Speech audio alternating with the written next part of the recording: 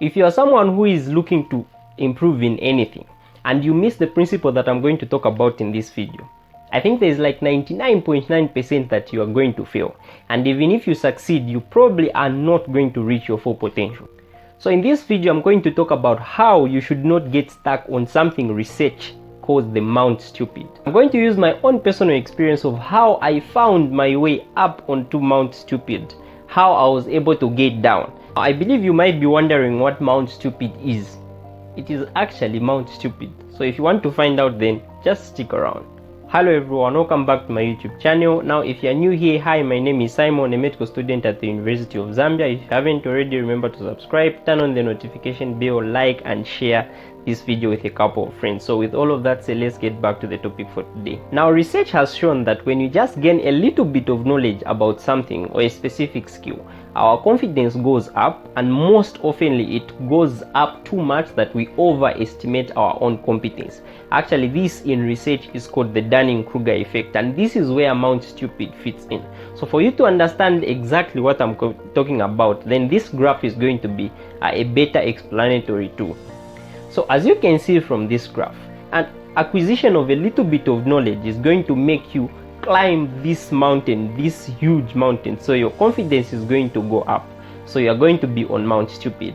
Now, when you get stuck on Mount Stupid, what that actually means is you are too much confident in what you know and the competency of your skill that you are basically not very much willing to learn new things. And even though you are actually seeking to learn more information, when you meet anything that contradicts what you know, you are very much unwilling to change your own mind. So when I started this YouTube channel, I was very much confident in the amount of knowledge that I knew about studying, because this channel basically, in terms of the niche, the most primary niche was about learning how to study. So I was very much confident in the amount of knowledge that I knew about studying.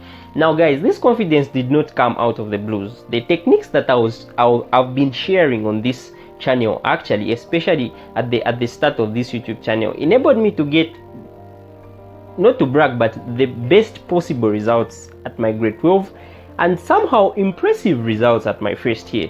I think they were impressive in my opinion. So that is verification enough that what I knew then was not really trash. It was really helpful tips. However, the only problem is it was not enough. It was not enough in the sense that there was so much more to learn, but my confidence was too high that even when I was seeking more knowledge about this, I was a little bit unwilling to accept anything that contradicts whatever I knew. So just a couple of months into my YouTube channel, because I was researching a lot to make sure that I'm producing quality content, which I think you might testify to if you've been my regular viewer. I'm kidding, but it's true. I think my content is actually really good, so you should subscribe. I really had a lot of confidence in the studying technique active recall and spaced repetition, and to be honest, these two techniques are really powerful. As a matter of fact, these two techniques are really powerful studying techniques.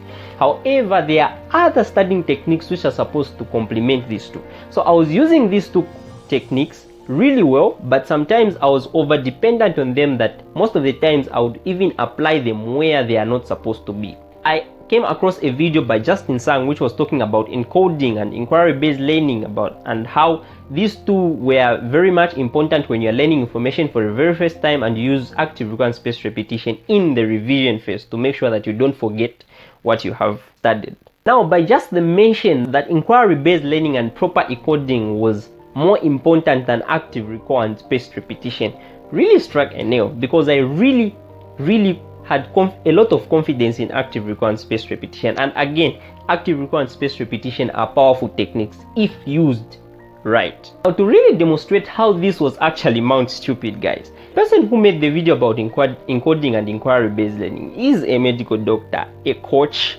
He has got a lot masters in, I don't know, he's very qualified. And there was me, a second-year medical student, who thought I knew it all. So I think you can see that that was Mount Stupid, basically. So the problem with my situation is not really that what I knew was wrong. As I mentioned, what I knew was right and it was working, but it was not enough. There was more to learn which I have learned now, and more learning now has really shown me how much I still have to learn. And so I am more willing to accept anything that contradicts what I know now, because there is a very high possibility that even the things that I think I know well, I do not know them that well. Now, I don't know about others, but this to others might feel like I'm being too harsh on myself, but actually this was true. And it can be really subtle, so mostly you cannot even see it yourself.